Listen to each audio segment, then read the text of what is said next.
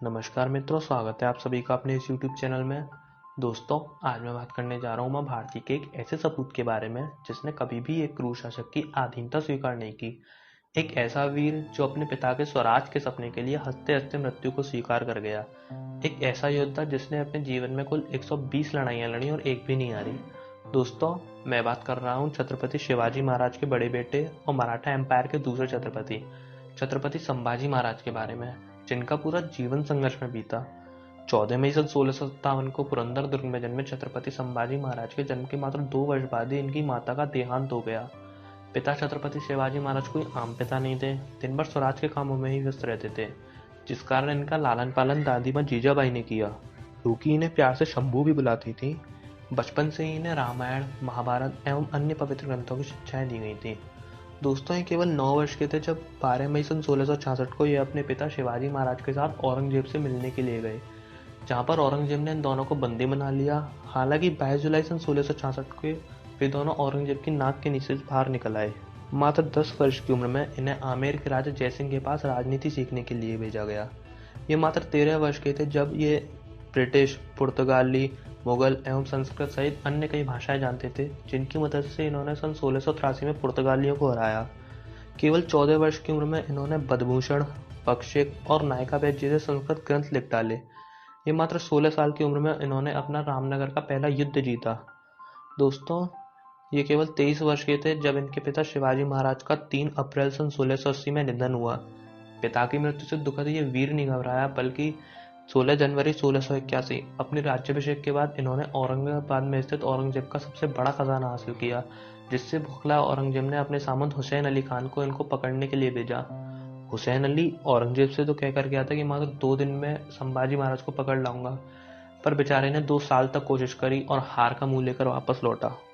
छत्रपति संभाजी महाराज ने पिलाजीराव शिर्के की बेटी येसुबाई से विवाह किया था, जिनके भाई थे गणोजी शिर्के, जिनको छत्रपति ने वतनदारी देने से इनकार किया था, क्योंकि ऐसा करना स्वराज के खिलाफ था। जब वे गुप्त रास्ते से अपने 200 सैनिकों के साथ रायगढ़ के लिए जा रहे थे, तभी मुगल सरदार मुकरब खान ने उन पर 5000 सैनिकों के साथ हमला कर दिया। उनको ये जानकारी गणोजी शिर्के ने ही दी थी, जो कि छत्रपति से बैर बांध बैठा था। हालांकि उन 200 मराठा सैनिकों ने 5000 मुगल सैनिकों का डटकर सामना किया, पर वे लोग युद्ध हार गए और छत्रपति संभाजी महाराज उनके मित्र कलश के साथ जीवित बंदी बना लिए गए।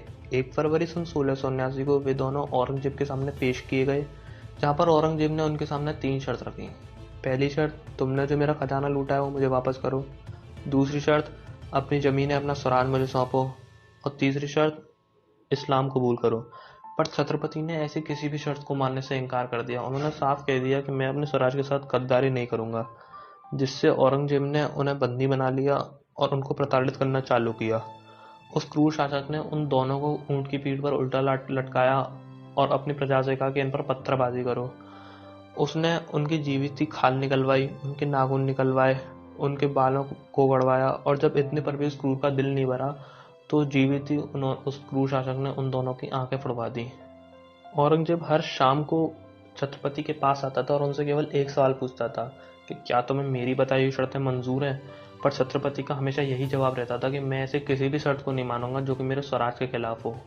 उन्होंने अन्न और जल का तो त्याग कर ही दिया था, जिससे उन दोनों के ही शरीर काफी कमजोर हो गए थे। लगातार 40 दिन तक चले इस प्रताड़न के बाद आखिरकार औरंगजेब ने ही हमारे छत्रपति से हार मानी और उसने अपने सैनिकों को आदेश दे दिया कि इनके छोटे छोटे टुकड़े करके नदी में फेंकवा दिए जाएं। उसके आदेश का पालन करते हुए 16 मार्च 1679 को हिंदू नववर्ष के दिन उसके सैनिकों ने दोनों के शरीर के छोटे छोटे टुकड़े करके नदी में फेंक दिया। बाद में आसपास के लोगों ने उनके शरीर के टुकड़ों को सीकर उनका विधिपूर्वक अंतिम संस्कार किया। दोस्तों, मरने से पहले औरंगजेब छत्रपति के पास गया था और उसने उनसे कहा था कि छत्रपति, अगर मेरा कोई भी पुत्र तेरे जैसा होता तो कब का यह पूरा हिंदुस्तान मुगलिया सल्तनत में समाया जा चुका होता। दोस्तों, ऐसे थे हमारे वीर छत्रपति संभाजी महाराज, जो औरंगजेब के कैद में रहकर भी कभी उसके अधीन नहीं हुए, जिन्होंने अपने स्वराज के लिए हंसते हंसते मृत्यु को स्वीकार किया, पर औरंगजेब के सामने अपना शीश नहीं झुकाया। उस क्रूर का ये मजबूत प्रताड़न भी उनका हौसला नहीं तोड़ पाया। दोस्तों, इतिहास ऐसे वीरों को हमेशा याद रखेगा। नमन है इन्हें।